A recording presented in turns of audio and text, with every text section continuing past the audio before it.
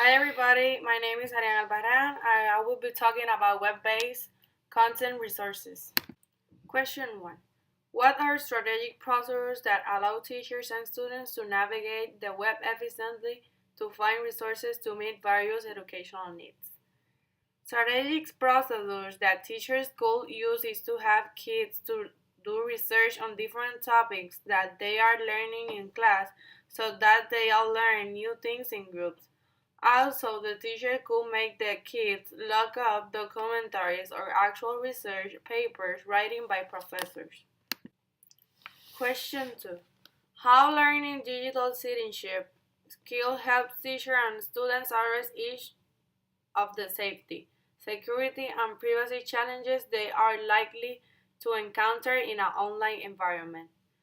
Learning digital citizenship skill helps in the classroom because some people use the internet for bullying and doing things to hurt other people.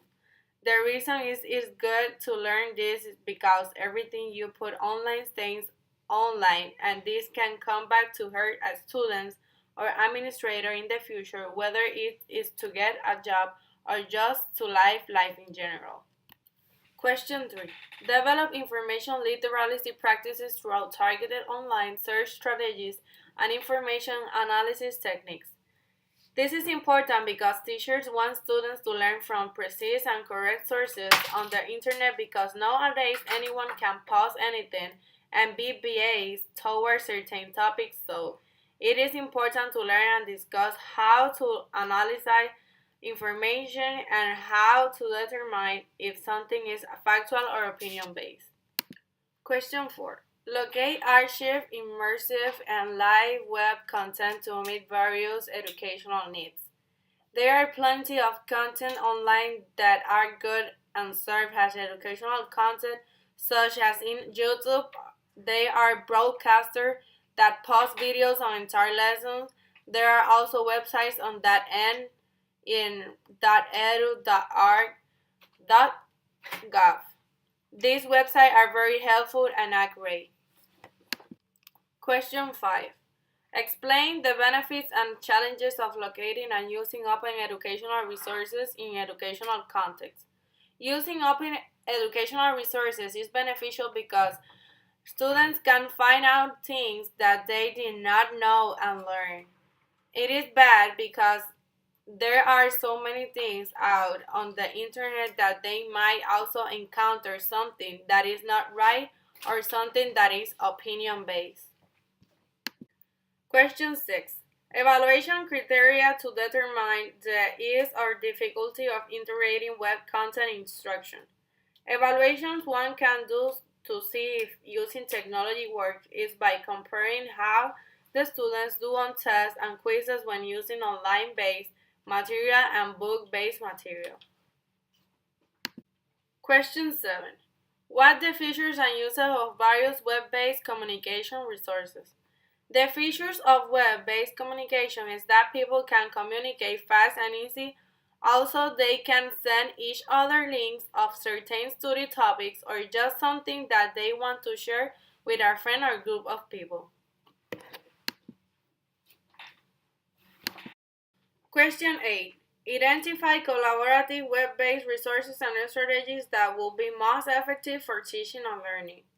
The best way to integrate web-based sources into the classroom is to make sure all the students are up to par with the lesson and make sure that they understand what they are being taught, also how good technology use goes with the lesson.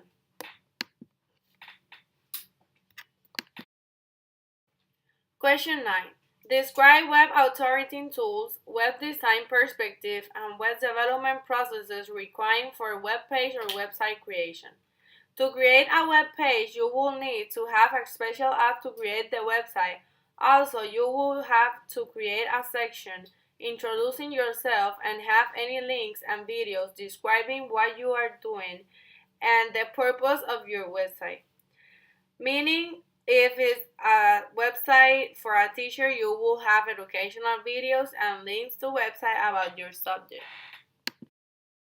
Question 10. Explain how learners engage in a design process when they create and make activities with web-based computational technologies.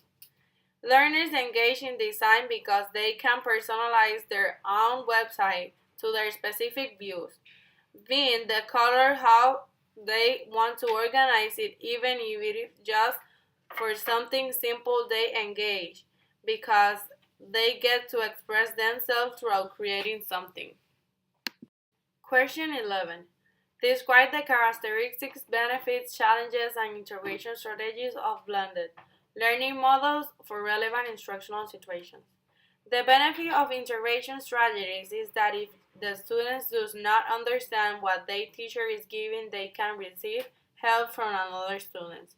The challenge of this is that if the students do not understand, it will be hard to do the lesson.